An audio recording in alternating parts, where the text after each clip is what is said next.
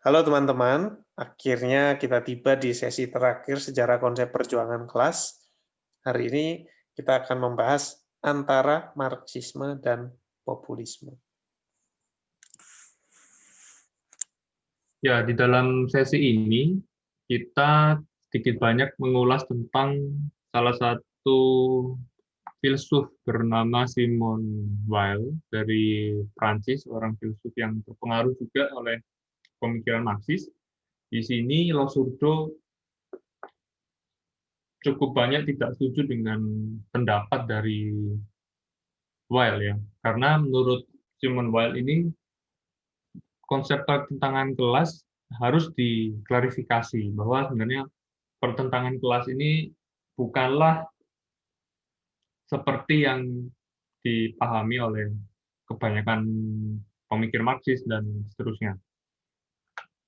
Nah, menurut Simone Weil, pertentangan kelas ini merupakan konflik sosial antara yang taat, yang kelas yang taat yang diperintah, melawan yang kelas yang memerintah.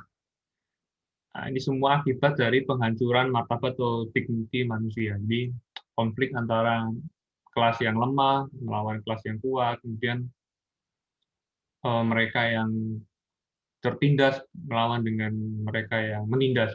Nah, semua ini disebabkan karena adanya penghancuran secara struktur ya terhadap martabat manusia. Jadi bahasa yang dipakai atau nuansa yang ada di dalam pemikiran Simone Weil ini cenderung moralis ya, cenderung tidak tidak di dalam kerangka yang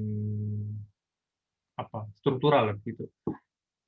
Pertentangan kelas akhirnya direduksi menjadi satu imperatif moral.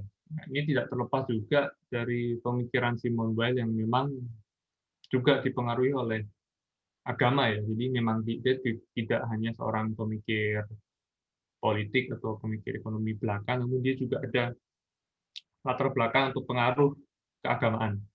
Nah, dan ini berpengaruh juga di dalam pemikirannya tentang pertentangan kelas.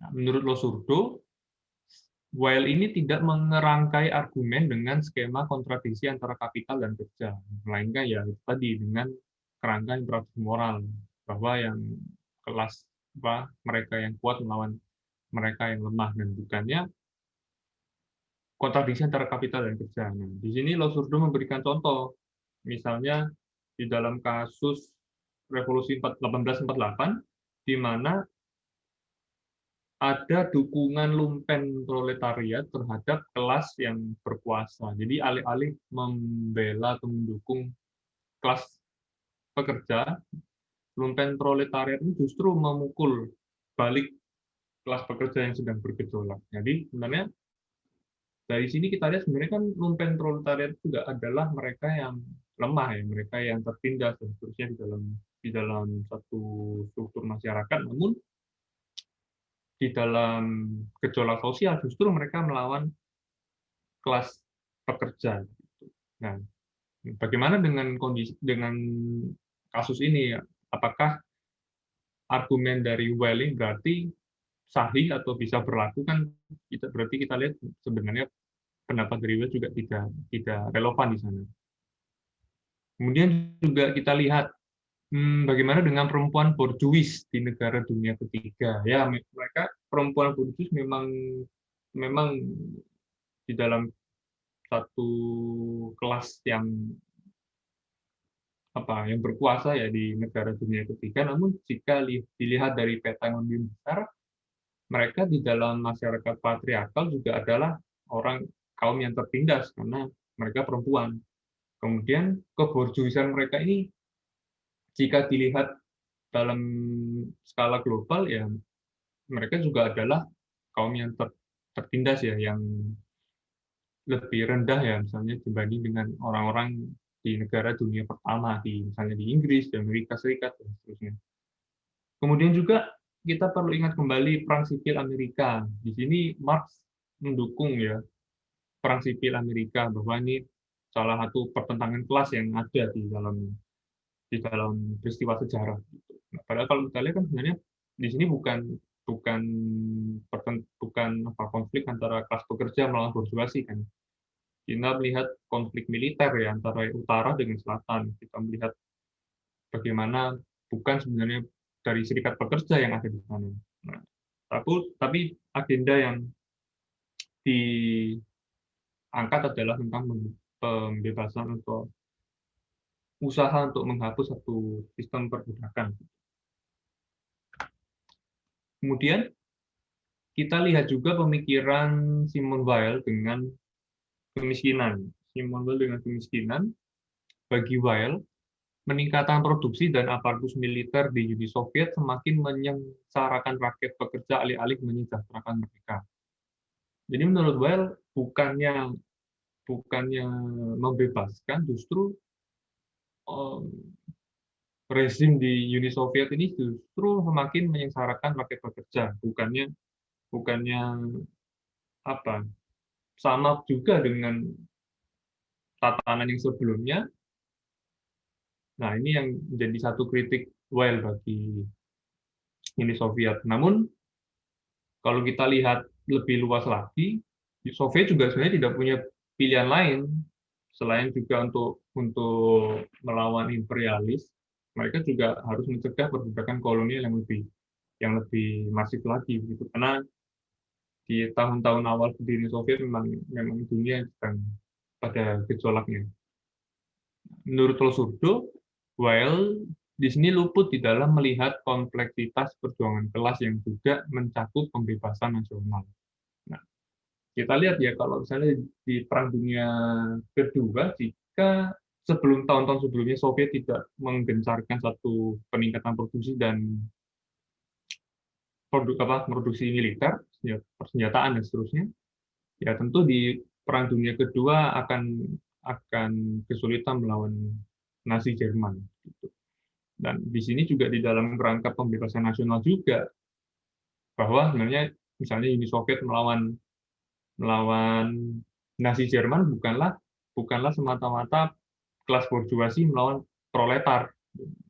Namun ini adalah satu agenda pembebasan nasional yang juga penting diangkat di dalam pertentangan kelas. Dan ini tidak dilihat oleh Simone Weil menurut Losurdo. Kemudian selanjutnya adalah Weil dan produksi modern. Menurut Weil, pabrik-pabrik besar ini hanya menciptakan budak-budak, bukan pekerja gratisan, dan oleh karenanya nasionalisasi tidak banyak berarti di dalam membebaskan kelas pekerja. Jadi menurut Weil, asumsinya adalah kalau sudah masuk dalam tahap sosialisme dan mungkin komunisme nanti, ya maka pabrik-pabrik besar ini hanya harus dihapuskan, harus dilenyapkan. Karena jika tidak, maka para pekerja ini kan terus dieksploitasi. Nah, lalu pertanyaannya adalah bagaimana negara-negara sosialis misalnya seperti Soviet, Vietnam, Kuba mengejar ketertinggalan mereka dan bersaing dengan negara-negara kapitalis jika tanpa industrialisasi. Nah, mengingat bahwa di dalam peta yang kompleks, negara-negara sosialis ini kan tidak hidup sendiri, mereka masih bertentangan dengan negara-negara seperti Amerika Serikat, Inggris, dan seterusnya. Maka mereka perlu untuk menggenjot industri di dalam negeri. Nah, ini kan terlihat juga di dalam Cina belakangan ini ya, meskipun itu juga masih dalam perdebatan. Jika kita lihat industrialisasi, ada contoh-contoh beberapa tokoh yang misalnya di Bolivia tahun 2006, wakil presidennya bernama Garcia Linera yang mendukung bahwa industrialisasi harus dilakukan, dan slogannya adalah industrialisasi atau mati. Kemudian juga mirip-mirip di Fidel Castro dan juga Che Guevara ya, bahwa ya industrialisasi atau mati, karena jika tidak ada industrialisasi maka ya mereka akan digerus oleh negara-negara kapitalis. Nah, namun bedanya adalah industrialisasi di negara-negara sosialis, surplus itu juga masuk ke dalam hidup pekerja itu sendiri. Nah, jika ini yang berbeda dengan masyarakat kapitalisme ya, yang surplus itu masuk pada kelas borjuasi yang memiliki modal. Dalam negara sosialis, surplus itu juga dimiliki juga atau dinikmati oleh kelas pekerja yang bekerja di pabrik-pabrik. Nah, inilah yang luput juga dilihat oleh Weil dan menganggapnya sebagai satu eksploitasi juga. Kita lihat dari pemikiran Weil yang cenderung biner, yang memecah-mecah, kemudian tidak melihat satu kondisi sosial historis yang kompleks, maka bisa dibilang juga bahwa pemikirannya ini juga bisa disebut sebagai populisme ya, di mana ada konflik sosial antara yang kaya versus yang miskin dan seterusnya. Nah, di sini Louis-Surdo menjelaskan ada beberapa bentuk populisme. Pertama adalah populisme nostalgia. Jadi dunia lama prakapitalis inilah adalah gambaran masyarakat yang ideal, karena kapitalisme dan kolonialisme yang menyebabkan krisis sosial di negara-negara atau dunia lama dalam tanda kutip, misalnya di Hindia Belanda, dan seterusnya. Lalu pertanyaannya adalah, bagaimana dengan India dan sistem kasta yang berlaku pra-kapitalis? Jadi sebenarnya kan India sebelum era kapitalisme juga ada sistem kasta dan bahkan masih berlaku hingga kurang lebih masih berlaku hingga kini. Gitu. Nah, bukankah itu juga satu krisis sosial dan meskipun tanpa kapitalisme itu juga satu problem sosial yang kompleks juga. Selanjutnya adalah populisme transfigurasi. Jadi ini satu bentuk populisme yang mengangkat ya, atau mengagung-agungkan kaum miskin, kaum tertindas, kaum yang terperintah. Karena kaum-kaum seperti inilah yang punya kesempurnaan moral, yang moral excellence. Bahwa mereka inilah yang perlu dibebaskan dan seterusnya. Akan tetapi ini bukan berarti tanpa masalah, karena populisme macam ini menempatkan gesekan atau konflik antara yang kaya dan yang miskin dan seterusnya menjadi sentral di dalam konflik sosial. Padahal kalau kita lihat konsekuensinya adalah kembali lagi ya, bagaimana dengan pembebasan bangsa tertindas dan kaum perempuan yang akhirnya menjadi terpinggirkan di dalam agenda emansipasi populisme. Misalnya kaum perempuan borjuis berarti tidak termasuk di dalam agenda pembebasan populisme. Padahal sebagai seorang perempuan mereka pun tertindas di dalam masyarakat patriarkat. Bagaimana dengan borjuasi di Indonesia misalnya? Itu tentu tidak akan terpikirkan di dalam agenda emansipasi populisme.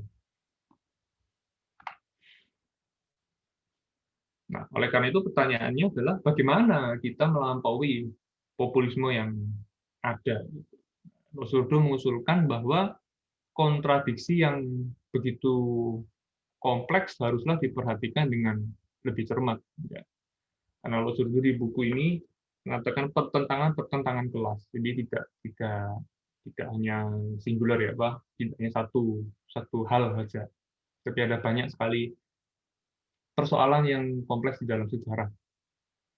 Nah, jika demikian, apakah ini berarti bertentangan dengan manifesto komunis yang di kalimat awal mengatakan sejarah adalah pertentangan antara kelas penindas dan tertindas. Menurut Louis-Surdo, itu adalah rumusan agitasi dan propaganda yang jika kita telan mentah-mentah, maka ya kita tidak akan berbeda dengan argumentasi Weil yang populis. Nah, karena itu satu rumusan yang saripatinya begitu, dan kita perlu lihat juga misalnya di literatur atau tulisan Marx dan Engels yang lain. Gitu. Nah, dengan demikian kita bisa melampaui populisme dan melihat satu pertentangan kelas yang lebih rumit, lebih kompleks, dan lebih bersifat emansipatoris. Ya, jangan lupa untuk subscribe, like, follow, komen, Share Akademi Aliarkam di YouTube, Instagram, dan Facebook. Terima kasih sudah mengikuti Akademi Aliarkam sepanjang tahun 2020 ini. Sampai jumpa di tahun 2021.